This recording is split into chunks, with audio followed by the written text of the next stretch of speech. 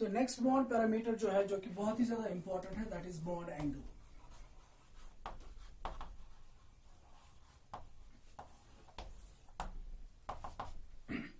सो bond angle का मतलब क्या है? What is the definition of bond angle? We say bond angle is the angle between any two adjacent bonds, angle between any two adjacent bonds in a polyatomic molecule.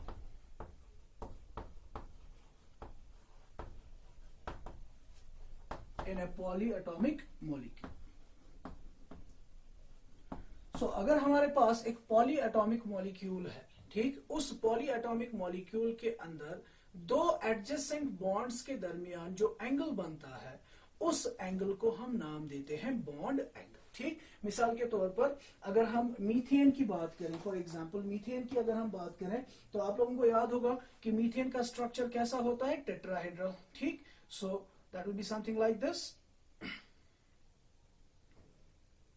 कुछ ऐसा होगा, ठीक है ना, इस तरीके से कुछ होगा। ठीक, टेट्राहेड्रल मॉलिक्यूल होगा ना। इसमें कितने बॉन्ड्स हमें नजर आ रहे हैं? ये सेंटर में कार्बन है, ये हाइड्रोजन है, ये हाइड्रोजन है, ये हाइड्रोजन है और ये हाइड्रोजन है, ठीक है ना। सो ये कार्बन हाइड्रोजन बॉन्ड, ये कार्बन हाइड्रोजन बॉन्ड, ये कार्बन हाइड्रोजन बॉन्ड और ये कार्बन हाइड्रोजन बॉन्ड। ठीक, बॉन्ड एंगल किसको कहेंगे हम? किसी भी दो एडजेसेंट किसी भी दो एडजेसेंट बॉन्ड्स के दरमियान क्या एंगल बनता है, उस एंगल को हम नाम देते हैं बॉन्ड एंगल। मिसाल के तौर पर आप लोगों को याद होगा, जब हमने मीथेन की बात की थी, हमने बताया था इसमें हाइब्रिडाइजेशन sp3 होती है, और sp3 में जो एडजेसेंट बॉन्ड्स होते हैं उनके दरमियान बॉन्ड एंगल कितना रहता है?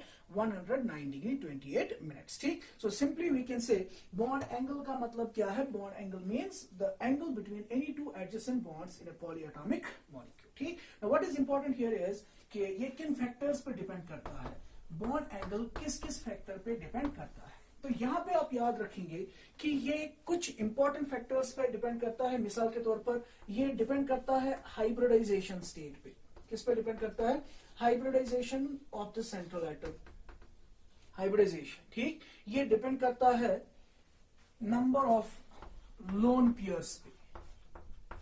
ठीक, loan pairs on central atom. ठीक है, ये डिपेंड करता है electronegativity of central atom, electronegativity of central atom. ठीक है ना।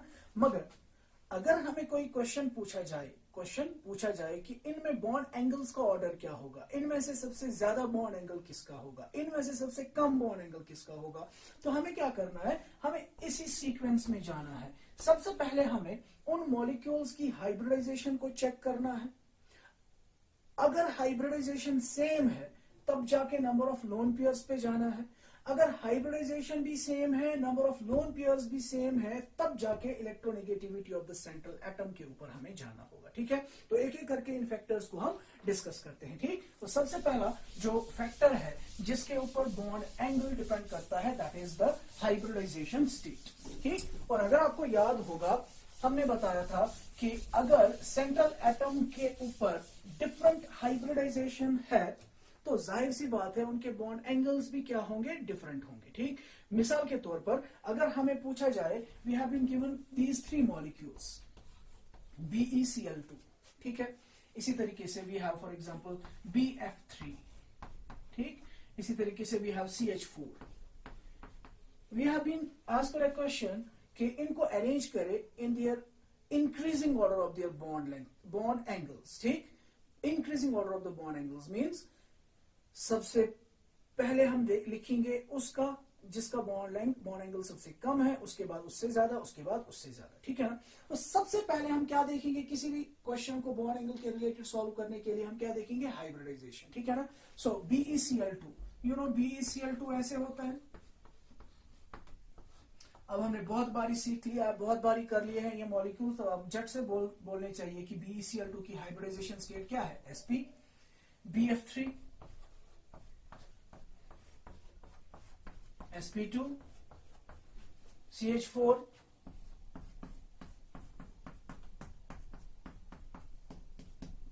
sp3। ठीक है। Now when you know the hybridization state, you already know their bond angles। ठीक, तो sp में बॉन्ड एंगल कितना होता है? 180 डिग्री।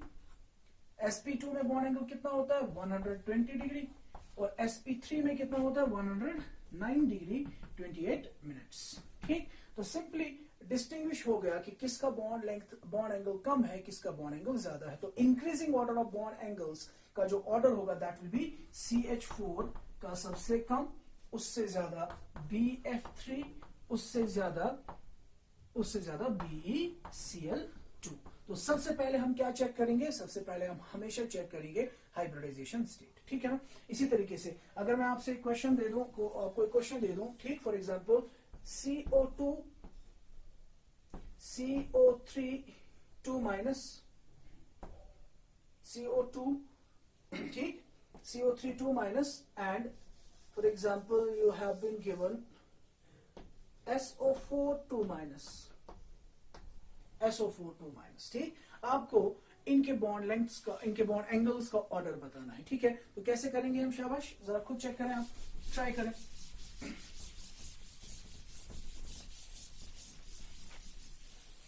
हमने क्या रूल बताया, हमें बताया कि सबसे पहले हम हाइब्रिडाइजेशन स्टेट्स चेक करेंगे।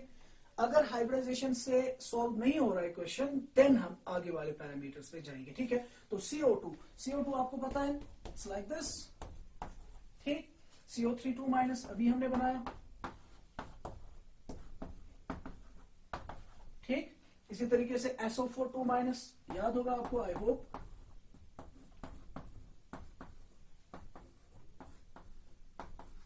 Like this. ठीक है, तो इसकी हाइब्रिडाइजेशन स्टेट क्या है, sp, इसकी sp2, इसकी sp3। ठीक, तो मसला हल हो गया। इसका बॉन्ड लेंथ, बॉन्ड एंगल 180, इसका होगा अराउंड 120, इसका होगा अराउंड 109 डिग्री 28 मिनट्स। ठीक है, तो इनके बॉन्ड एंगल्स का ऑर्डर क्या होगा, सही ऑर्डर होगा CO2 का ज्यादा CO3 2 माइनस से, CO3 2 माइनस का ज्यादा SO4 2 माइनस से। ठीक है, गिवन XeF2, ठीक, XeO3, ठीक है, XeF2 और XeO3 एंड XeF4 इनका बताना हो, इनके बॉन्ड ऑर्डर्स, इनके बॉन्ड एंगल्स को बताना हो। ठीक है ना, तो कैसे करेंगे आप, XeF2 जीनॉन के पास कितने इलेक्ट्रॉन्स, 8 इलेक्ट्रॉन्स। 8 इलेक्ट्रॉन्स में से ये कितने यूज करेगा, 2 यूज करेगा। ठीक, 2 यूज करेगा, फ्लोरीन और fluorine, 1 and 2। How many are left, कितने बचे, शाबाश, बचे कितने, बचे इसमें 6। सो एक लोन पेयर, दूसरा लोन पेयर, तीसरा lone pair. What is the steric number, 1 2 3 4 5। Hybridization क्या होगी, sp3d। ठीक है, और बॉन्ड एंगल क्या रहेगा, यू नो sp3d में जब फॉर्मूला क्या बनेगा, इसका फॉर्मूला बनेगा ना AB2L3। ठीक है ना, तो AB2L3 में ये जो 2 फ्लोरीन्स होंगे ये कहां पे होंगे, एक्सियल पे होंगे, और इनका बॉन्ड एंगल कितना होगा 180 डिग्री। ठीक, XeO3 का करें, शाबाश। XeO3 में जीनॉन है, जीनॉन के पास 8 इलेक्ट्रॉन्स है, 3 ऑक्सीजन है, मतलब 6 यूज होंगे। एक डबल बॉन्ड, दूसरा डबल बॉन्ड, तीसरा डबल बॉन्ड और एक लोन पेयर बचेगा। स्टेरिक नंबर क्या हुआ, 1 2 3 4 sp3। नाउ इसमें बॉन्ड एंगल क्या होगा, इसमें बॉन्ड एंगल होगा अराउंड 109 डिग्री 28 मिनट्स। हालांकि इससे क्या होगा, ऑब्वियसली कम होगा, मगर इसी के आसपास होगा, क्योंकि यहाँ पे क्या है, लोन पेयर ऑफ इलेक्ट्रॉन। ठीक है ना, लास्ट वाला बचा XeF4। XeF4 की अगर हम बात करें, जीनॉन के पास 8 में से 4 यूज होंगे, fluorine fluorine fluorine and fluorine. ठीक, एक लोन पेयर इधर, एक लोन पेयर इधर। What is the steric number, 1 2 3 4 5 6 sp3d2। Octahedral, octahedral में ये वाली शेप कौन सी है, स्क्वायर प्लेनर। तो इनके दरमियान एंगल कितना होता है, स्क्वायर प्लेनर में एंगल कितना होता है, 90 डिग्री। तो अब आप खुद देख सकते हैं, इसका 180, इसका 109 डिग्री 28 मिनट्स, इसका 90 डिग्री। सो ऑर्डर क्या होगा, XeF2 का सबसे ज्यादा, उससे कम XeO3, सबसे कम XeF4। ठीक, तो सबसे पहले हम क्या देखा करेंगे, सबसे पहले हम चेक किया करेंगे हाइब्रिडाइजेशन। अगर हाइब्रिडाइजेशन स्टेट्स डिफरेंट है तो डिस्टिंक्शन खुद ब खुद हो जाएगी, बॉन्ड एंगल्स हमें पता चल जाएंगे कि किसका ज्यादा है और किसका कम है।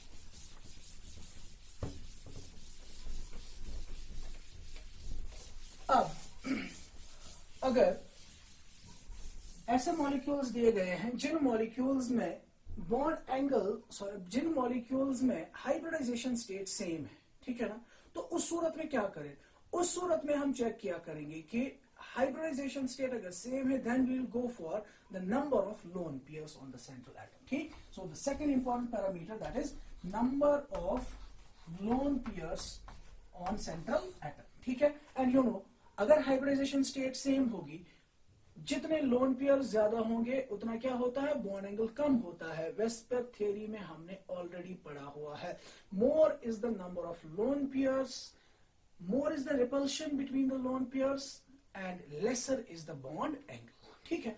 So we can say number of lone pairs और बॉन्ड एंगल में क्या रिलेशन है, जितना बॉन्ड एंगल, जितने लोन पेयर ज्यादा होंगे बॉन्ड एंगल उतना कम होगा।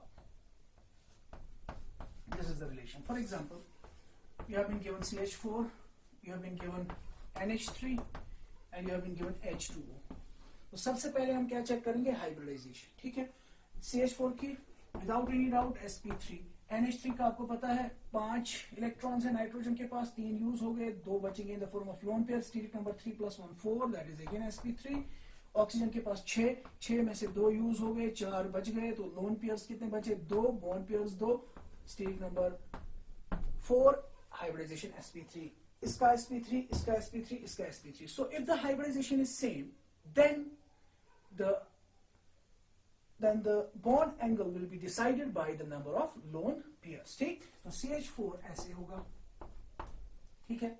NH3 B टेट्राहेड्रल होगा लेकिन with 1 lone pair, water B tetrahedral होगा but with 2 lone pairs of electrons, and you know lone pair repulsion, ठीक है, lone pair bond pair repulsion, lone pair, ultimately ये क्या हो जाएंगे, यहां से भी इनको पुश किया जाएगा, यहां से भी पुश किया जाएगा, ये स्क्वाड जाएगा, ठीक है ना।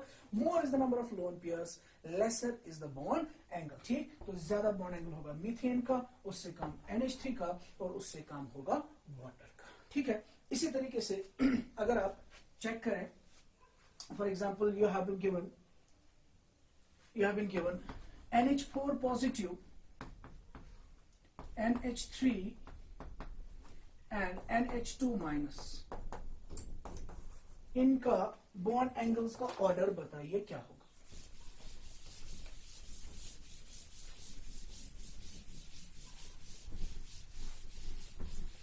शाबाश जी।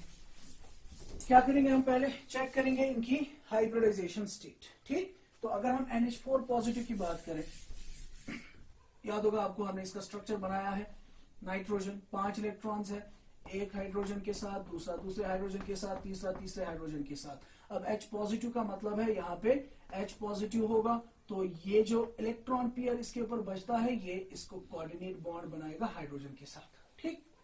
What is the steric number, 1 2 3 4, sp3।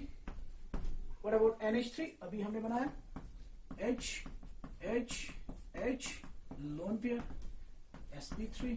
Now what about NH2 minus, NH2 minus में क्या होगा, नाइट्रोजन के पास कितने इलेक्ट्रॉन्स हैं, 5, एक हाइड्रोजन के साथ, दूसरा दूसरे हाइड्रोजन के साथ, बचे कितने, 3 इलेक्ट्रॉन्स, एक लोन पेयर, ठीक, और 1 इलेक्ट्रॉन बचा, और साथ में माइनस चार्ज, माइनस का हमने क्या बताया था, एक्स्ट्रा इलेक्ट्रॉन, दैट मीन्स एक तो अपना, दूसरा नेगेटिव चार्ज का एक और माइनस, दैट मीन्स वो एक और लोन पेयर होगा, ठीक है, along with the minus charge, ठीक। Now what is the steric number, 1 2 3 4, again the hybridization is sp3 sp3 sp3 sp3। if the hybridization is same, then bond angles will be decided by the number of lone pairs। NH4 में कोई lone pair नहीं, NH3 में एक lone pair, NH2 minus में एक और 2 lone pair, ठीक। सो NH4 positive, इसका बॉन्ड एंगल सबसे ज्यादा होगा, उसके बाद NH3 सबसे कम बॉन्ड एंगल होगा NH2 माइनस में, ठीक है। सो हमने याद रखा कि अगर हमारे पास मॉलिक्यूल्स है तो सबसे पहले हाइब्रिडाइजेशन स्टेट को चेक किया जाएगा। अगर हाइब्रिडाइजेशन स्टेट डिफरेंट है तो ऑटोमेटिकली पता चल जाएगा, लेकिन अगर सेम है तो हम उसके बाद देखेंगे number of loan pair of electrons. Next factor, अब कुछ मॉलिक्यूल्स अगर ऐसे दिए गए होंगे जिनमें हाइब्रिडाइजेशन स्टेट भी सेम है, नंबर ऑफ लोन पेयर्स भी सेम है, ठीक है ना, तो वहां पे बॉन्ड एंगल्स को कैसे पता किया जाएगा, वहां पे हम एक और फैक्टर देखेंगे, that factor is called as the electronegativity of central atom, electronegativity of central atom, ठीक, इलेक्ट्रोनेगेटिविटी ऑफ सेंट्रल एटम, ठीक है। तो याद रखेंगे हम, जितना electronegativity of the central atom ज्यादा होता है उतना बॉन्ड एंगल भी ज्यादा होता है, ठीक। So you remember the relation, electronegativity of the central atom जितना ज्यादा होगा बॉन्ड एंगल उतना ज्यादा होगा। इसको हम समझाएंगे with help of an example. For example we have NH3, we have PH3, we have ASH3, we have SBH3, and we have BiH3.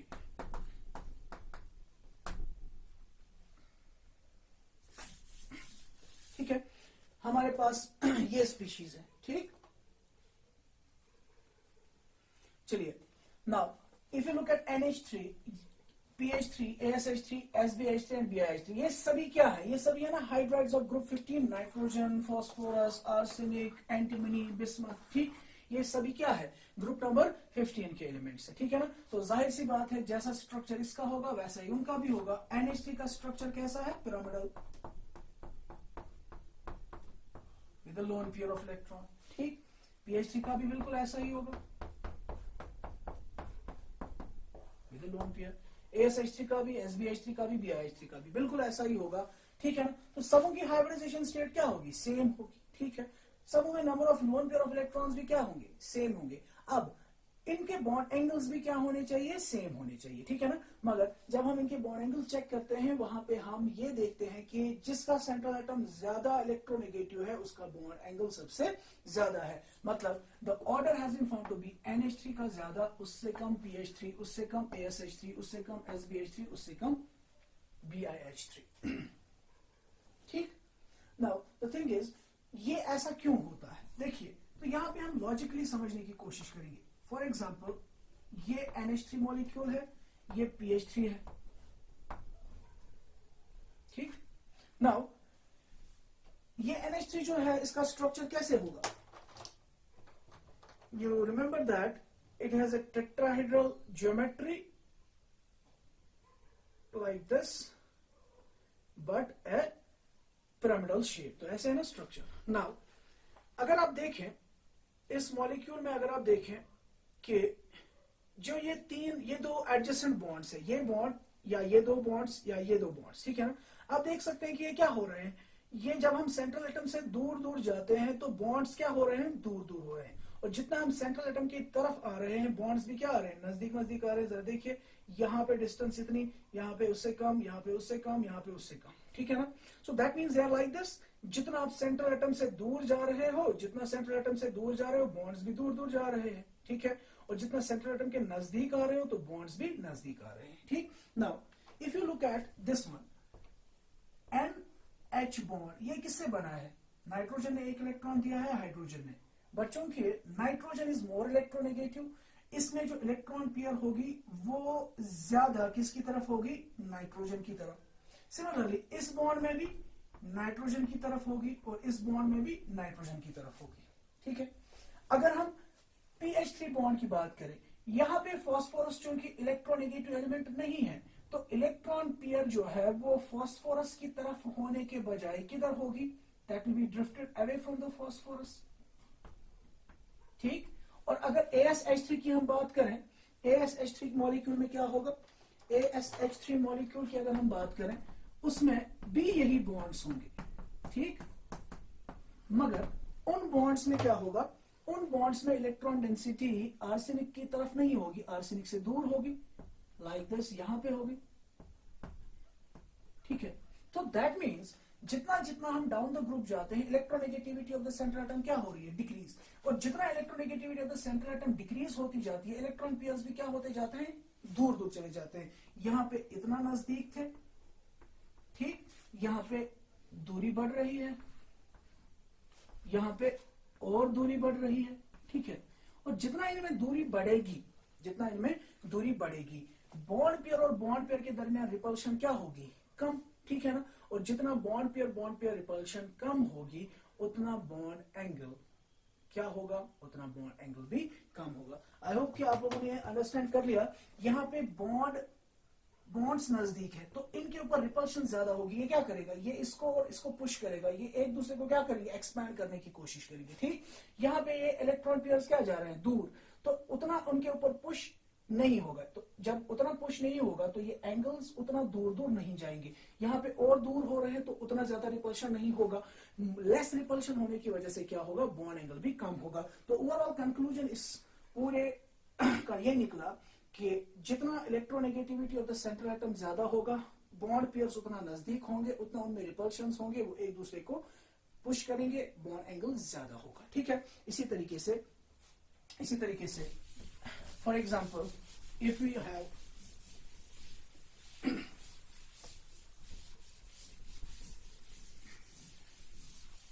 for example if we have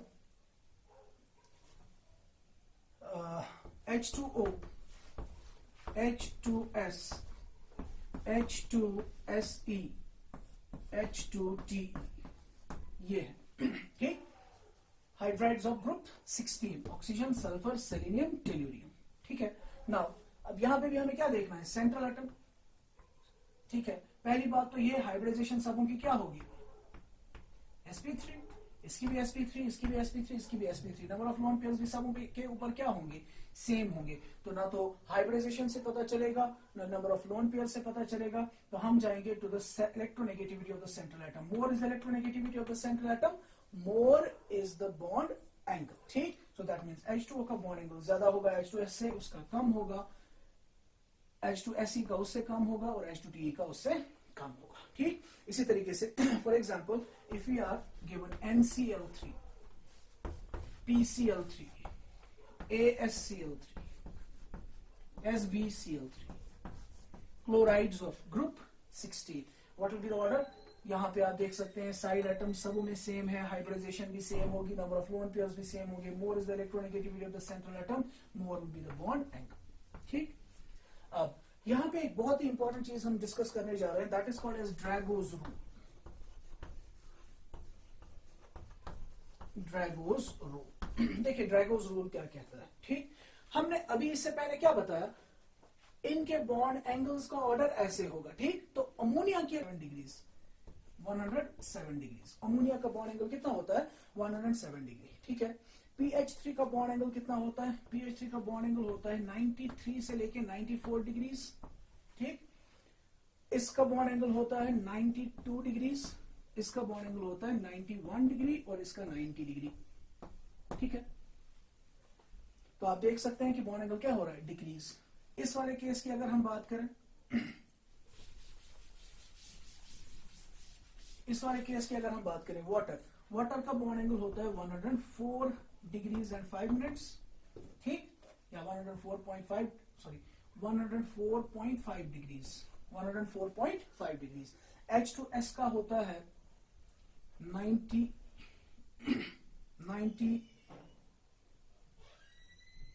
degrees. ठीक, इसका होता है 91 डिग्री, और इसका होता है 90 डिग्री एंगल। ठीक है, तो ड्रैगोज रूल क्या कहता है, ड्रैगोज रूल कहता है कि जो एलिमेंट्स ऑफ ग्रुप थर्ड है, elements of group third, this one sulphur is the element, sorry group third ही पीरियड थर्ड, मैं लिखवा रहा हूं। Drago's rule says that according to Drago's rule, elements of period third, elements of period third and below, period third के elements और उनसे नीचे वाले जो elements हैं, ठीक, below, do not undergo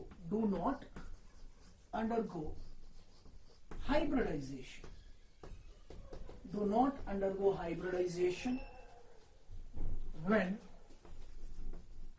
bonded to less electronegative elements,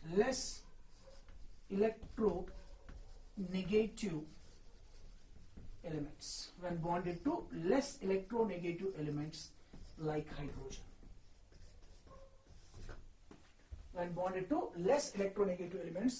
hydrogen, देखिए अगर आप देखें nitrogen, this is nitrogen, then you have phosphorus, then you have arsenic, then you have antimony, ठीक, then you have bismuth, इसी तरीके से oxygen, sulphur, selenium, tellurium, polonium, ठीक है. You know this is period number second element. These are third, fourth, fifth, sixth and so on. So period number third और उससे नीचे, period number third और उससे नीचे वाले elements जो पीरियड नंबर थर्ड और उससे नीचे वाले जो एलिमेंट्स है वो हाइब्रिडाइजेशन में पार्टिसिपेट नहीं करते हैं. कब नहीं करते हैं? when they are bonded to less electronegative elements. जब वो less electronegative elements के साथ bonded होते हैं like हाइड्रोजन, ठीक है ना. मिसाल के तौर पर अगर आप देखें PH3, इसमें फॉस्फोरस किसके साथ लिंक्ड है? हाइड्रोजन के साथ. आर्सेनिक हाइड्रोजन के साथ, ठीक है ना. इसी तरीके से ये वाला ग्रुप, ठीक.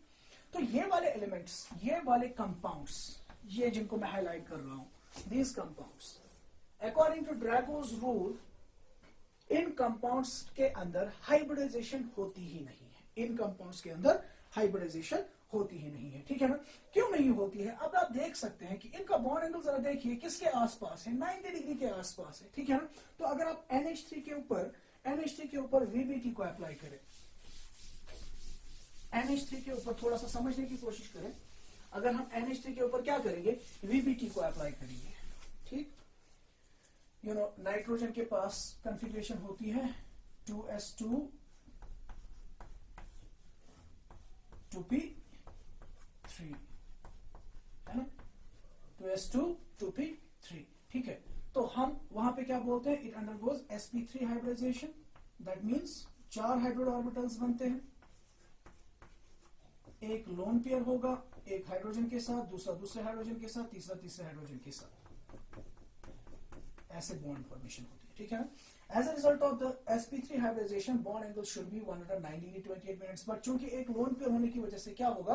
बॉन्ड एंगल थोड़ा सा कम हो जाएगा. तो बॉन्ड एंगल 109 डिग्री से थोड़ा सा कम हो जाता है, ठीक है ना. लेकिन PH3 ASH3 और इसमें बॉन्ड एंगल कितना है? 90 डिग्री के आसपास है, ठीक है. तो अगर आप फॉस्फोरस की बात करें, फॉस्फोरस में भी ऐसी ही होगी ना हाइब्रिडाइजेशन, ऐसी ही कॉन्फ़िगरेशन होगी ना. 3s के अंदर 2 होंगे, TS के अंदर 2 होंगे और 3p के अंदर 1, 2 एंड 3, ठीक. तो अगर ये भी हाइब्रिडाइजेशन करेंगे, तो उनका जो बॉन्ड एंगल होना चाहिए वो भी किसके आसपास होना चाहिए? 107 डिग्री के आसपास होना चाहिए. मगर यहां पे हम क्या देख रहे हैं? बॉन्ड एंगल 90 डिग्री के आसपास है. अब अगर ये हाइब्रिडाइजेशन करेगा ही नहीं, दैट मीन्स ये ऑर्बिटल्स हाइब्रिडाइजेशन में पार्टिसिपेट नहीं कर रहे हैं, ठीक है ना. तो इसका मतलब ये हुआ ना कि ये डायरेक्टली बॉन्ड बनाएगा, ये भी डायरेक्टली बॉन्ड बनाएगा, ये भी डायरेक्टली बॉन्ड बनाएगा 3 हाइड्रोजन्स के साथ. जाहिर सी बात है, अगर हाइब्रिडाइजेशन नहीं हो रही है तो ये 3 ऑर्बिटल्स डायरेक्टली बॉन्ड फॉर्मेशन में हिस्सा लेंगे. अब अगर आप px, py और pz की बात करेंगे, इनके दरमियान एंगल कितना होता है? 90 डिग्री, ठीक है ना. और 90 डिग्री एंगल होने की वजह से तो जब ये बॉन्ड्स भी बनाएंगे हाइड्रोजन के साथ, इनके बॉन्ड एंगल्स भी क्या होंगे? 90 डिग्री के आसपास ही होंगे, ठीक है ना. ऐसे मॉलिक्यूल्स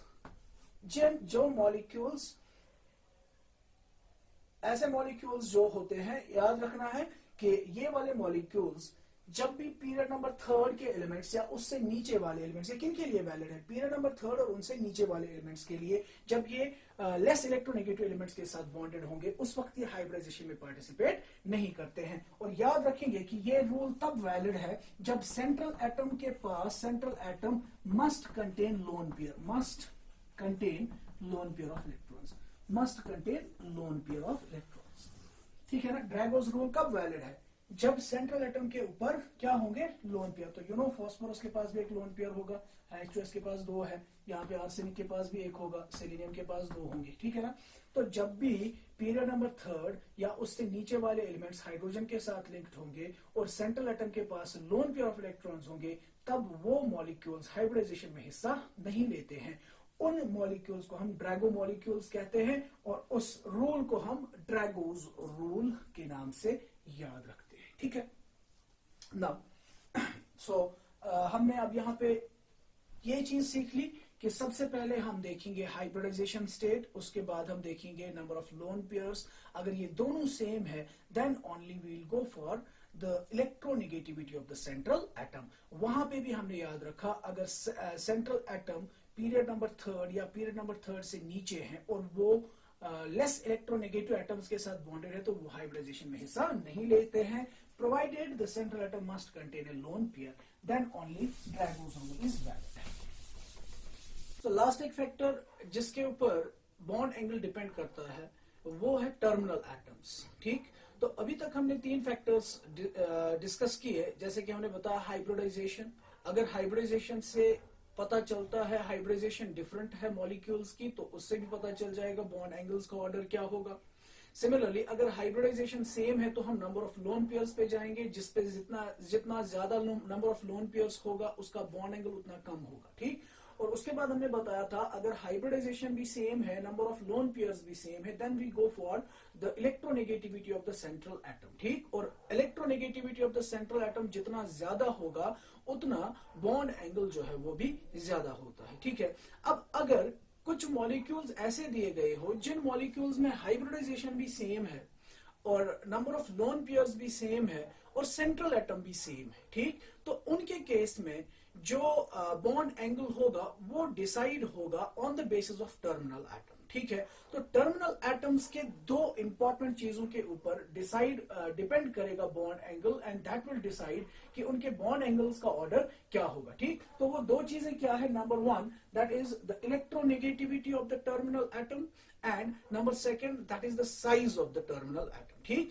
तो electronegativity of the terminal atom and size of the electronegative atom पे भी बॉन्ड एंगल डिपेंड करेगा, लेकिन ये तब डिपेंड करेगा जब मॉलिक्यूल्स की hybridization, number of lone pairs और सेंट्रल एटम सभी क्या होंगे, सेम होंगे। ठीक, now you will remember that the relation between the bond angle and electronegativity of the central atom and the size of the electronegativity of the terminal atom and the size of the terminal atom is like this, that bond angle is directly proportional to the size of terminal atom, and it is inversely proportional to the electronegativity of the terminal atom। ठीक, सो size पे भी depend करेगा और electronegativity पे भी depend करेगा। Size पे directly depend करेगा और इलेक्ट्रोनेगेटिविटी पे इनडायरेक्टली वो डिपेंड करेगा। ठीक, मिसाल के तौर पर अगर फॉर एग्जांपल हम if we give an example, for example we have these molecules, we have NF3, ठीक, NF3 है, then we have NCl3, then we have NBr3, and then we have Ni3।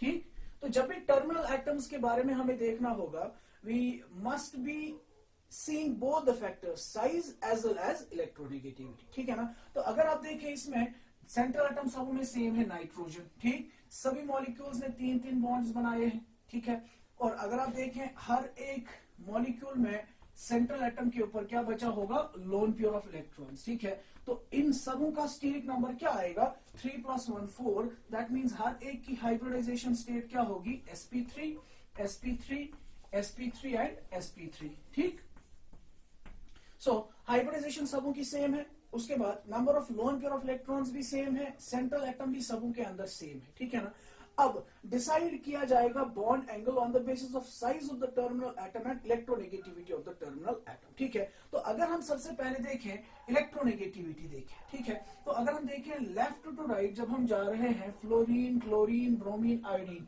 Electronegativity का क्या हो रहा है, decrease हो रहा है। ठीक, सो NCl3 से Ni3 की तरफ जब मैं जाता हूं, इलेक्ट्रोनेगेटिविटी क्या हो रही है, टर्मिनल एटम की डिक्रीज हो रही है। As a result of that bond angle क्या होगा, बॉन्ड एंगल इंक्रीज हो जाएगा, बॉन्ड एंगल विल इंक्रीज। ठीक, इसी तरीके से अगर हम साइज के हिसाब से जाए, size of the terminal atoms क्या हो रहा है, लेफ्ट टू राइट, यहां से लेके वहां तक it increases. Fluorine, chlorine, bromine, iodine, इनका साइज क्या हो रहा है, इंक्रीज। तो अगर साइज इंक्रीज होगा, बॉन्ड एंगल भी क्या होगा, बॉन्ड एंगल भी इंक्रीज हो जाएगा। दैट मीन्स जब मैं इन मॉलिक्यूल्स की तरफ देख रहा हूं, इनमें इलेक्ट्रोनेगेटिविटी भी बता रहा है बॉन्ड एंगल इंक्रीज होगा, और साइज भी बता रहा है कि बॉन्ड एंगल क्या होगा, डिक्रीज होगा। ठीक, सो इंक्रीज होगा। So what should be the overall order, overall order क्या होगा, NF3 जो है इसका बॉन्ड एंगल सबसे कम होगा, उससे बड़ा होगा NCl3,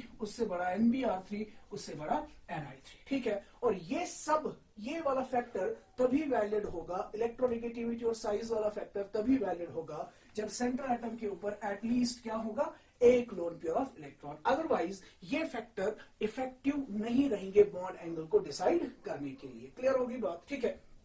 तो फिर से बता रहे हैं, अगर हाइब्रिडाइजेशन भी सेम है, नंबर ऑफ लोन पेयर्स भी सेम है, electronegativity of the central atom भी सेम है, then we can decide the bond angle on the basis of size of the terminal atom and electronegativity of the terminal atom. दोनों को देखना है, ठीक है। जैसे फॉर एग्जांपल इस सेट ऑफ मॉलिक्यूल्स में हमने देखा दोनों इलेक्ट्रोनेगेटिविटी और साइज एक ही रिजल्ट दे रहे हैं कि बॉन्ड एंगल इंक्रीज होना चाहिए, ठीक। मगर जरूरी नहीं है कि हमेशा ऐसा ही हो, ठीक है।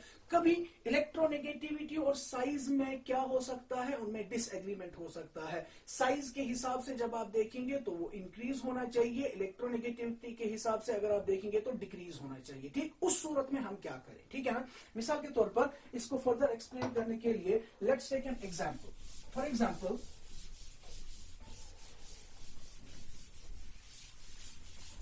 एग्जांपल अगर मैं if I want to comment on the bond angle of these two molecules, number one is H2O, ठीक है, and number second is OCl2, ठीक।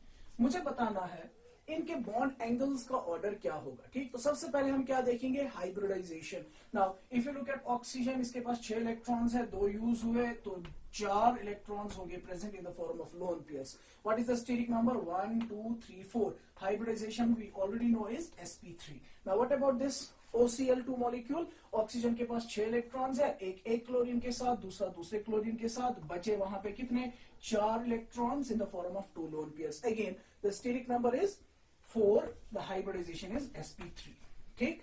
तो इसमें सेंट्रल एटम कौन है, ऑक्सीजन, इसमें भी सेंट्रल एटम कौन है, oxygen. Number of lone pairs क्या है, सेम, यहां पे भी वही है, ठीक है ना। सो दैट मींस ना तो हाइब्रिडाइजेशन से डिसाइड होगा, ना नंबर ऑफ लोन पेयर्स से डिसाइड होगा, और ना ही सेंट्रल एटम से डिसाइड होगा। अब किसके ऊपर डिपेंड करेगा, electronegativity of the side atoms and the size of the side atoms और टर्मिनल एटम्स, ठीक है। तो सबसे पहले अगर मैं इनके टर्मिनल एटम्स, यहाँ पे टर्मिनल एटम कौन है, हाइड्रोजन, यहाँ पे टर्मिनल एटम कौन है, क्लोरीन, ठीक। तो अगर मैं देखूं electronegativity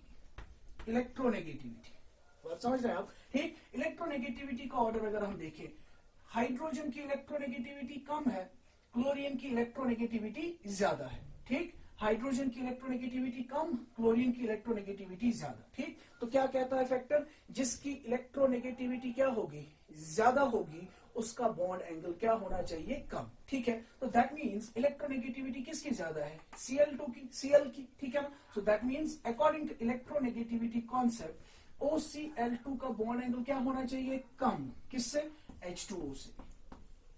are you getting this, I hope कि आप लोगों को समझ आ रहा है कि इलेक्ट्रोनेगेटिविटी के हिसाब से अगर मैं देखूं, टर्मिनल एटम क्लोरीन है, टर्मिनल एटम हाइड्रोजन है, क्लोरीन की इलेक्ट्रोनेगेटिविटी ज्यादा है तो बॉन्ड एंगल क्या होना चाहिए, कम, ठीक है। और अगर हम साइज के हिसाब से देखें, यू नो हाइड्रोजन सबसे छोटा एटम होता है, ठीक है ना। तो साइज के हिसाब से अगर मैं देखूं, हाइड्रोजन का साइज कम है और क्लोरीन का साइज ज्यादा है, जिसका साइज ज्यादा होगा उसका बॉन्ड एंगल ज्यादा होगा। तो that means on the basis of size अगर मैं लिखूं, on the basis of size order क्या होगा, H2O का बॉन्ड एंगल होना चाहिए कम और OCl2 का बॉन्ड एंगल होना चाहिए ज्यादा, ठीक है। तो इलेक्ट्रोनेगेटिविटी के हिसाब से जब मैं देख रहा हूं, OCl2 का कम होना चाहिए, साइज के हिसाब से जब मैं देख रहा हूं तो OCl2 का क्या होना चाहिए, ज्यादा होना चाहिए। तो यहां पे कंट्राडिक्शन होगी। अब इस सूरत में हम क्या करें, यू विल रिमेंबर ऑलवेज कि जब भी साइज और इलेक्ट्रोनेगेटिविटी कंट्राडिक्ट करेंगे, हम हमेशा साइज के हिसाब से, साइज विल डिसाइड, ठीक है ना। सो हम साइज के हिसाब से क्या देंगे, ऑर्डर देंगे, ठीक। साइज विल डोमिनेट, ठीक है।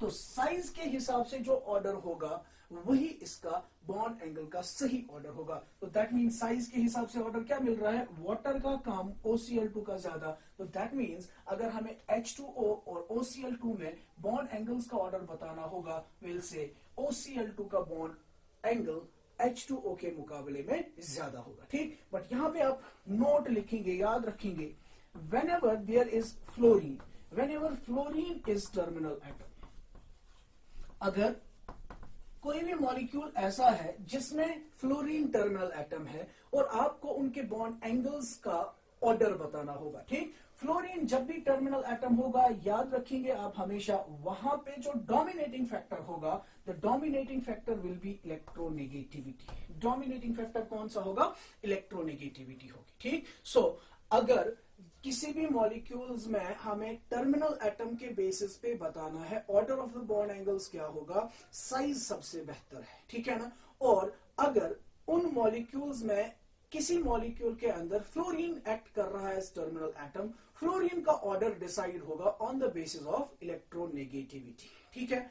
इलेक्ट्रोनेगेटिविटी के बेसिस पे उसका डिसाइड होगा, बाकियों का डिसाइड होगा on the basis of size, ठीक। फॉर एग्जाम्पल अगर हम इसको एक्सप्लेन करें, फॉर एग्जाम्पल अब अगर हमारे पास ये मॉलिक्यूल है OF2 and OCl2, OF2 and OCl2, OF2 है और OCl2 है, ठीक है ना। अगेन अगर आप देखें OF2 में 2 लोन पेयर्स होंगे, OCl2 में भी 2 लोन पेयर्स होंगे, हाइब्रिडाइजेशन भी सेम होगी, नंबर ऑफ लोन पेयर्स भी सेम है, सेंट्रल एटम भी सेम है, ठीक है। तो अगर हम यहां पे देखें on the basis of electronegativity concept, ठीक, इलेक्ट्रोनेगेटिविटी क्या कहता है? More is the electronegativity, lesser is the bond angle. तो इन दोनों में से इलेक्ट्रोनेगेटिविटी के हिसाब से ज्यादा इलेक्ट्रोनेगेटिविटी किसकी है? फ्लोरीन की, तो इसका बॉन्ड एंगल क्या होगा? कम। On that basis the order should be OF2 is less, has lesser bond angle than OCl2, ठीक है। और अगर साइज के बेसिस पे देखें, साइज के बेसिस पे देखें, साइज के बेसिस पे हम देखें तो क्या होगा? साइज के बेसिस पे भी अगर हम देखें तो इन फ्लोरीन और क्लोरीन में साइज किसका ज्यादा है?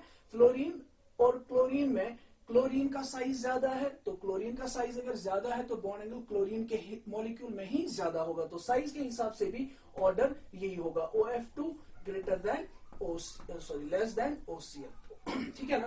फ्लोरीन में हमेशा इलेक्ट्रोनेगेटिविटी के हिसाब से देखिए, अब यहां पे फॉर्चुनेटली दोनों फैक्टर्स के बेसिस पे हमें सेम ऑर्डर मिल रहा है, ठीक है ना। So we will remember that whenever there is bond angle to be decided, it will be decided on the basis of the terminal atom, it will be decided on the basis of the size। मगर अगर fluorine उनके अंदर कोई molecule है, fluorine molecule, किसी molecule के अंदर fluorine terminal atom है, तो उसका देखा जाएगा on the basis of electronegativity, ठीक है। फर्दर कॉन्सेप्ट को इलैबोरेट करने के लिए let's take an example. For example now this time we have been given H2O, we have been given OCl2 and we have been given OF2। ये तीनों molecules दिए गए हैं, तो इन तीनों मॉलिक्यूल्स का हमें क्या निकालना है? We have to give their bond angle orders, ठीक है ना। तो इनके बॉन्ड एंगल्स को ऑर्डर देने के लिए हम वही रूल अप्लाई करेंगे, हाइब्रिडाइजेशन। तो हाइब्रिडाइजेशन इन सबों की क्या आ रही है? सेम, ठीक। उसके बाद हम देखेंगे नंबर ऑफ लोन पेयर्स, तो ऑटोमेटिकली यहाँ पे वो भी सेम आ रहा है। फिर उनके सेंट्रल एटम्स, तो सेंट्रल एटम्स भी सभी सेम है। तो हमारे पास जो आखिरी टूल बचा, that is the electronegativity and the size of the terminal atom, ठीक। तो सबसे पहले अगर हम इलेक्ट्रोनेगेटिविटी के बेसिस पे जाएं, इलेक्ट्रोनेगेटिविटी के बेसिस पे ऑर्डर क्या होगा? इलेक्ट्रोनेगेटिविटी के बेसिस पे ऑर्डर क्या होगा? जिसकी इलेक्ट्रोनेगेटिविटी सबसे ज्यादा, उसका बॉन्ड एंगल सबसे कम। तो इनमें से टर्मिनल एटम्स में से फ्लोरीन वाला जो है उसका इलेक्ट्रोनेगेटिविटी सबसे ज्यादा है, तो उसका बॉन्ड एंगल क्या होना चाहिए? सबसे कम। सो OF2 का बॉन्ड एंगल सबसे कम होगा। उसके बाद किसकी इलेक्ट्रोनेगेटिविटी ज्यादा है? क्लोरीन की। और सबसे कम इलेक्ट्रोनेगेटिविटी किसकी है? वाटर की, हाइड्रोजन की। तो that means water. This should be the order, fine. Now अगर यही चीज on the basis of size देखें, on the basis of size, ठीक, तो on the basis of size सबसे छोटा साइज किसका है? वाटर का। तो इसकी इलेक्ट्रोनेगेटिविटी क्या होगी? सबसे कम, ठीक। उससे बड़ा साइज किसका है? फ्लोरीन का। सबसे बड़ा साइज किसका है? क्लोरीन का, ठीक। तो इलेक्ट्रोनेगेटिविटी के बेसिस पे ऑर्डर ये आ रहा है, साइज के बेसिस पे ऑर्डर ये आ रहा है, ठीक। नाउ इसका एक्चुअल ऑर्डर क्या होगा? इसका एक्चुअल ऑर्डर क्या होगा, ठीक। तो एक्चुअल ऑर्डर कैसे डिसाइड होगा? एक्चुअल ऑर्डर हमने बताया था साइज के बेसिस पे, लेकिन अगर फ्लोरीन है तो फ्लोरीन का डिसाइड होगा on the basis of electronegativity, ठीक। तो फ्लोरीन फ्लोरीन का जो ऑर्डर होगा वो किसके बेसिस पे डिसाइड होगा? On the basis of electronegativity. So on the basis of electronegativity fluorine का बॉन्ड एंगल सबसे कम होना चाहिए, ठीक। इसके लिए यही ऑर्डर करेक्ट होगा, बिकॉज फ्लोरीन के लिए इलेक्ट्रोनेगेटिविटी कॉन्सेप्ट के बेसिस पे ही बोला जाएगा ऑर्डर, ठीक। So that means actual order होगा OF2 का सबसे कम होगा, OF2 का सबसे कम होगा, ठीक। तो OF2 हो गया खत्म, ये कैंसल और ये कैंसल, ठीक है।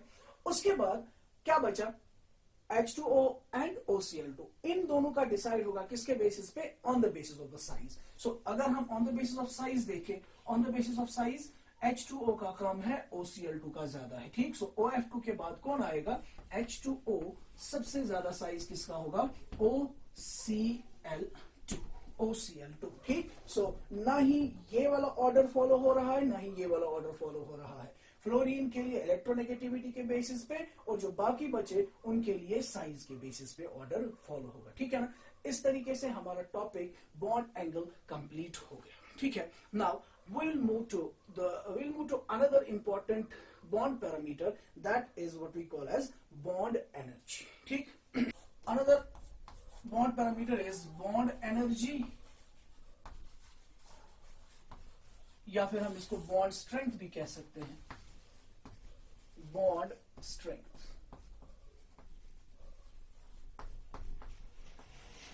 VBT में भी उसमें भी हमने इसको एक्सप्लेन किया था कि बॉन्ड एनर्जी का मतलब क्या होता है, ठीक। तो अगर आपको याद होगा, हमने वहां पे बताया था जब भी दो एटम्स के दरमियान बॉन्ड बनता है, वहां पे बॉन्ड तभी बनेगा जब दो एटम्स के दरमियान फोर्स ऑफ अट्रैक्शन बढ़ जाएगा as compare to the uncombined state, ठीक है। Now whenever a bond is formed, हमेशा उस वक्त एनर्जी रिलीज होती है, ठीक है ना।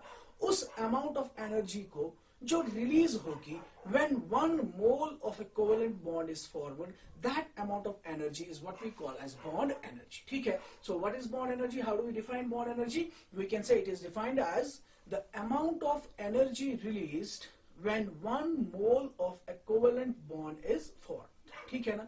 So जब भी 1 mole of a covalent bond form होगा, उस वक्त कितनी एनर्जी रिलीज होगी, उसको हम नाम देते हैं बॉन्ड एनर्जी, ठीक है। नाउ जाहिर सी बात है, जितना एटम्स के दरमियान फोर्स ऑफ अट्रैक्शन ज्यादा होगा, उतनी एनर्जी ज्यादा रिलीज होगी, ठीक। सो दैट मीन्स वो बॉन्ड जो होगा वो उतना मजबूत होगा, ठीक है ना। उस बॉन्ड को ब्रेक करने के लिए उतनी ही ज्यादा एनर्जी रिलीज होगी, ठीक। So in other way round we can also define bond energy as the amount of energy required to break 1 mole of a covalent bond, ठीक। जाहिर सी बात है, जितनी energy 1 mole of covalent bond बनने के वक्त रिलीज होगी, ऑब्वियसली मुझे उस बॉन्ड को ब्रेक करने के लिए भी उतना ही अमाउंट ऑफ एनर्जी देना पड़ेगा, ठीक है ना। So bond energy can be defined either as the amount of energy released when 1 mole of a covalent bond is formed, or amount of energy required to break 1 mole of a covalent bond, ठीक। इसीलिए हम इस bond energy का एक और नाम भी देते हैं, we can also call it as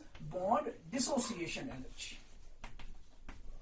bond dissociation energy, ठीक है। नाउ ये बॉन्ड डिसोसिएशन एनर्जी किस किस फैक्टर पे डिपेंड करता है, वो हमारे लिए इंपॉर्टेंट है, ठीक है। So we will discuss the factors affecting bond dissociation energy, ठीक। सबसे पहला इंपॉर्टेंट फैक्टर जो होगा, that important factor is what we call as the bond order. Bond order पहले भी हम बता चुके हैं, बॉन्ड ऑर्डर का मतलब होता है दो एटम्स के दरमियान कितने बॉन्ड्स है, ठीक। सिंपल सी बात है, जितने ज्यादा बॉन्ड्स दो एटम्स के दरमियान होंगे, उतना फोर्स ऑफ अट्रैक्शन ज्यादा होगा और उतनी अमाउंट ऑफ एनर्जी वो बॉन्ड बनने के वक्त ज्यादा रिलीज हो जाएगी, ठीक है ना। As a result of that we can simply say bond order is directly proportional to bond energy. Bond order जितना ज्यादा होगा, उतनी बॉन्ड एनर्जी ज्यादा रिलीज होगी, ठीक। मिसाल के तौर पर if we are given for example we have H2 molecule, we have for example we have H2, then we have O2, ठीक। इसी तरीके से we have N2 molecule, H2, O2 and N2 molecule, ठीक। H2, O2 और N2 molecule, इनमें हमें बताना है कि बॉन्ड एनर्जी किसकी ज्यादा होगी। सो वी नो हाइड्रोजन में क्या होता है, सिंगल बॉन्ड, ऑक्सीजन में होता है डबल बॉन्ड, नाइट्रोजन में होता है ट्रिपल बॉन्ड, ठीक। सो बॉन्ड ऑर्डर इसका ज्यादा है, इसका इससे कम है, इसका इससे कम है, तो ऑब्वियस सी बात है बॉन्ड एनर्जीज का जो ऑर्डर होगा वो होगा H2 का बॉन्ड एनर्जी कम होगा O2 से, O2 की बॉन्ड एनर्जी कम होगी N2 से। ठीक, इसी तरीके से अगर for example we have been given C single bond C double bond C and C triple bond C। ठीक, single bond carbon carbon single bond बनने के वक्त कम एनर्जी रिलीज होगी, ठीक है, उससे ज्यादा एनर्जी रिलीज होगी जब कार्बन कार्बन डबल बॉन्ड बनेगा, उससे ज्यादा अमाउंट ऑफ एनर्जी रिलीज होगी जब कार्बन कार्बन ट्रिपल बॉन्ड बन जाएगा। ठीक है, इसी तरीके से नेक्स्ट हमारा जो फैक्टर है जिसके ऊपर बॉन्ड एनर्जी डिपेंड करता है, that factor is the electronegativity difference. Electronegativity difference,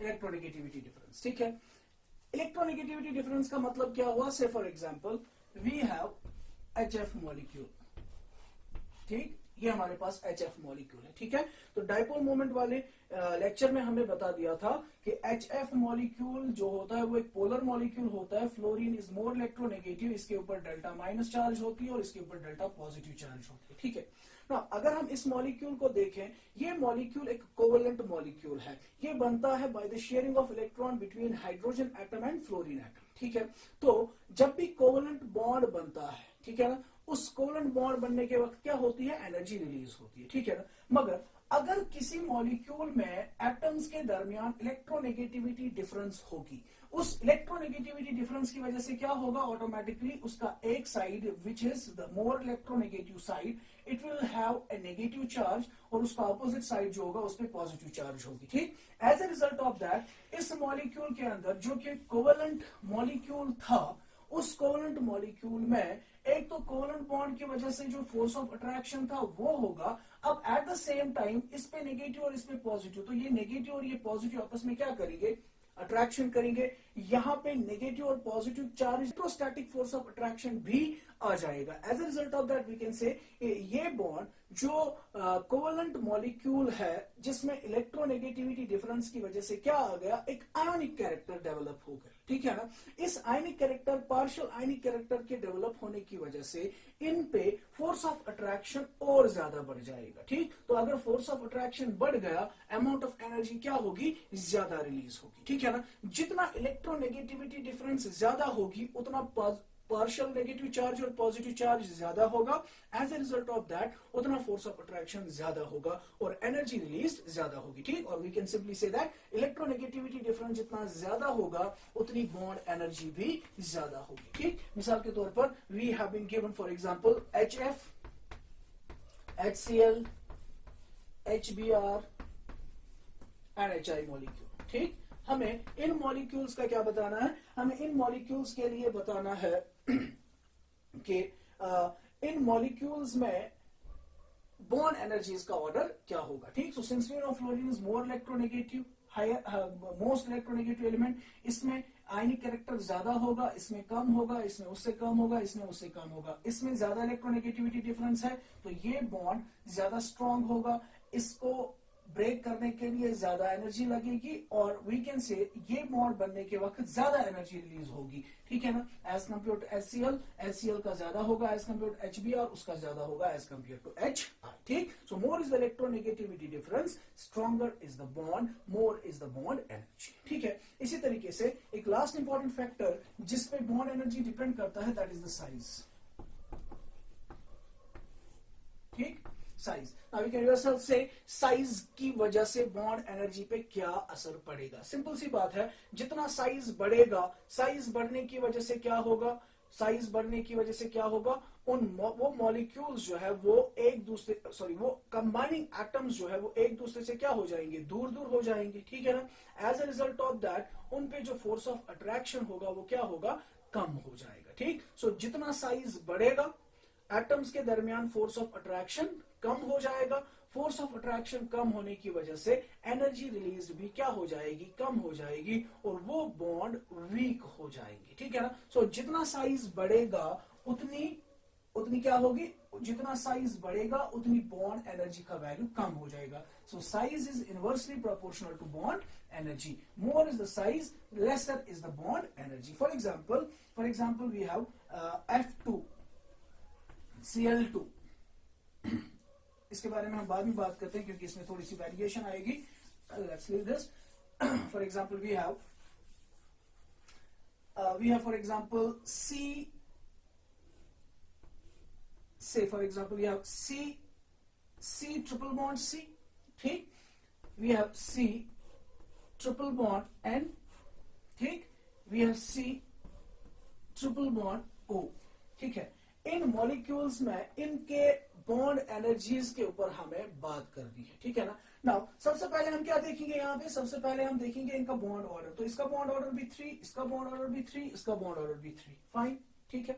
उसके बाद हम क्या देखेंगे, बॉन्ड ऑर्डर के बाद हम क्या देखेंगे कि इसमें जो एटम्स है उनका साइज का वेरिएशन क्या है। तो कार्बन सब में सेम है। नेक्स्ट वाला एटम, इसमें कार्बन है, इसमें नाइट्रोजन है, इसमें ऑक्सीजन है। वी नो कार्बन, नाइट्रोजन और ऑक्सीजन की अगर हम बात करें, कार्बन टू ऑक्सीजन जब हम जाते हैं साइज डिक्रीज हो जाता है। इसका साइज बड़ा, इसका छोटा, इसका और छोटा। मोर smaller is the size, smaller is the size, more will be the bond energy, ठीक, क्योंकि इनवर्स रिलेशन है। दैट मीन्स इनका ऑर्डर क्या होगा, इनका ऑर्डर ऐसे होगा, C triple bond C, less bond energy इसके अंदर होगी as compare to C triple bond N, और इससे भी ज्यादा स्ट्रॉन्गर बॉन्ड जो होगा that will be C triple bond O, ठीक है, C triple bond O, fine, ठीक।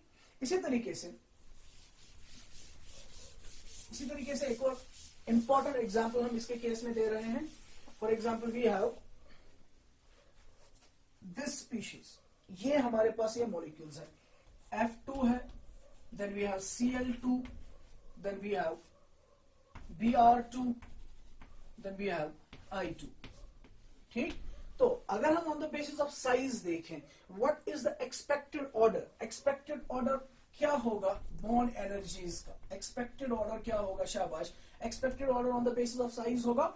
सबों में पहले बॉन्ड ऑर्डर क्या है, सेम है, fluorine fluorine single bond, chlorine chlorine single bond, bromine bromine single bond, iodine iodine single bond, ठीक है। देन साइज इसका छोटा है, इसका बड़ा है, इसका उससे बड़ा है, इसका सबसे बड़ा है, ठीक। सो जितना साइज बढ़ेगा, what will happen to the bond energies, bond energy will go on decreasing. That means we are expecting F2 molecule की बॉन्ड एनर्जी सबसे ज्यादा होगी, उससे कम होगी Cl2 की, उससे कम होगी Br2 की, और सबसे कम होगी I2 की। यही एक्सपेक्ट कर रहे हैं हम, ठीक है ना। But what is the actual order, you'll remember, यहाँ पे ध्यान दीजिएगा, बहुत ही इंपॉर्टेंट चीज है, पूछा गया है कॉम्पिटिटिव एग्जाम्स में। एक्चुअल ऑर्डर इस सीरीज का क्या है, तो आप याद रखेंगे इसका एक्चुअल ऑर्डर जो है दैट इज Cl2 की बॉन्ड एनर्जी सबसे ज्यादा, उसके बाद Br2, उसके बाद है F2, और लास्ट में है I2। नाउ यहां पे एक इंपॉर्टेंट चीज ये है कि फ्लोरीन जो है, जिसका साइज सबसे छोटा है, उसकी बॉन्ड एनर्जी सबसे ज्यादा होनी चाहिए। तो इसकी बॉन्ड एनर्जी डिक्रीज होके इसके पीछे कैसे आ गई, ठीक है ना। What is the reason behind it, ठीक है, what is the reason behind it, उसको हम एक्सप्लेन करेंगे कि रीजन क्या है, इसकी बॉन्ड एनर्जी कम क्यों हो जाती है, हालांकि इसका साइज सबसे छोटा है, ठीक है। Now if you look eight fluorine fluorine bond, you know fluorine के पास 7 इलेक्ट्रॉन्स है, एक इसने दिया, दूसरा इसने दिया, तो बचे कितने, बचे इस पे 6 electrons in the form of 3 lone pairs. इस पे भी ऐसे ही होगा, ठीक। इसी तरीके से क्लोरीन क्लोरीन में भी बिल्कुल यही होगा, ठीक है। इस पे भी 3 loan pairs, and bromine bromine and iodine iodine, ठीक है ना। नाउ चूंकि इसका साइज छोटा है तो फोर्स ऑफ अट्रैक्शन ज्यादा होगा, इसमें साइज बड़ा है, फोर्स ऑफ अट्रैक्शन कम होगा। As a result of that F2 की बॉन्ड एनर्जी ज्यादा होनी चाहिए एज कंपेयर टू Cl2, ठीक। But what we C, F2 की बॉन्ड एनर्जी बहुत ही कम हो जाती है। रीजन ये है कि चूंकि इनके दरमियान डिस्टेंस बहुत ही कम है, and at the same time इनके पास क्या चीज अवेलेबल है, कितनी लोन पेयर्स है, 3 लोन पेयर्स इसके पास भी है, 3 लोन पेयर्स इसके पास भी है, ठीक है ना। नाउ और इनके दरमियान, इस फ्लोरीन और इस फ्लोरीन के दरमियान साइज क्या है, इनका साइज कम होने की वजह से इनकी बॉन्ड लेंथ भी क्या हो जाएगी, कम। As a result of that इनकी जो ये लोन पेयर ऑफ इलेक्ट्रॉन्स है ये एक दूसरे के साथ क्या कर रहे हैं, रिपल्शंस कर रहे हैं। और साइज छोटा होने की वजह से, नजदीक नजदीक होने की वजह से इनके ऊपर रिपल्सिव फोर्सेस का मैग्नीट्यूड बहुत ही ज्यादा हाई होता है, ठीक है ना। तो रिपल्सिव फोर्सेस जब ज्यादा होंगे, ऑब्वियस सी बात है जितनी एनर्जी ए बॉन्ड बनने के वक्त निकलनी चाहिए थी उसका कुछ हिस्सा किसमें लगेगा, इन रिपल्सिव फोर्सेस को ओवरकम करने में लगेगा, ठीक है ना। या हम ऐसे बता सकते हैं कि यहां पे रिपल्शंस ज्यादा है, ठीक है ना, because of the lone pair repulsions, ठीक, वो रिपल्शंस का मैग्नीट्यूड ज्यादा है as compare to the attraction. As a result of that net energy जो रिलीज होगी उसका वैल्यू उतना ज्यादा नहीं होगा, क्योंकि इस रिपल्शन की वजह से a part of that energy will be used to overcome these repulsive forces. As a result of that इसकी बॉन्ड एनर्जी कम हो जाती है as compare to chlorine. Chlorine में भी 3 लोन पेयर्स एक दूसरे के साथ रिपेल करेंगे, ठीक है ना। बट चूंकि क्लोरीन का साइज बड़ा होने की वजह से इनके दरमियान की डिस्टेंस भी ज्यादा होगी, तो लोन पेयर रिपल्शंस भी क्या होंगी, कम होंगी, ठीक है ना। और उनमें एनर्जी जो यहां से रिलीज होगी थोड़ा सा हिस्सा इन रिपल्शंस को ओवरकम करने में लग जाएगा। नतीजे के तौर पर जब फ्लोरीन मॉलिक्यूल बनेगा उस वक्त उतनी एनर्जी रिलीज नहीं होगी जितनी होनी चाहिए थी। क्लियर, ठीक है। इसी तरीके से ये वाला ऑर्डर सिर्फ हेलोजेंस के लिए ही एप्लीकेबल नहीं है, बल्कि हर किसी पीरियड नंबर सेकंड एलिमेंट के लिए वैलिड है, ठीक। क्या मतलब period number second? For example अगर हमारे पास ये स्पीशीज है ऑक्सीजन सिंगल बॉन्ड की हम बात कर रहे हैं, एंड इसके नीचे वाला सल्फर सिंगल बॉन्ड, ठीक। तो सल्फर का साइज बड़ा है, ऑक्सीजन का साइज छोटा है।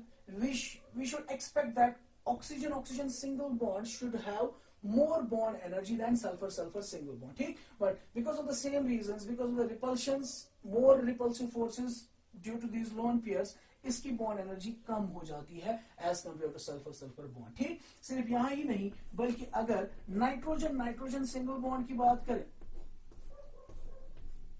ठीक, और इसके नीचे फॉस्फोरस सिंगल बॉन्ड, ठीक, तो उसमें भी इसका साइज छोटा है, इसका साइज बड़ा है। We are expecting this bond should be stronger than this bond, but due to the same reasons N single bond N bond will be relatively weaker than P single bond P, ठीक है ना। So these were some important factors जिनके ऊपर bond energy या bond dissociation energy depend करता है। This concludes our topic bond parameters.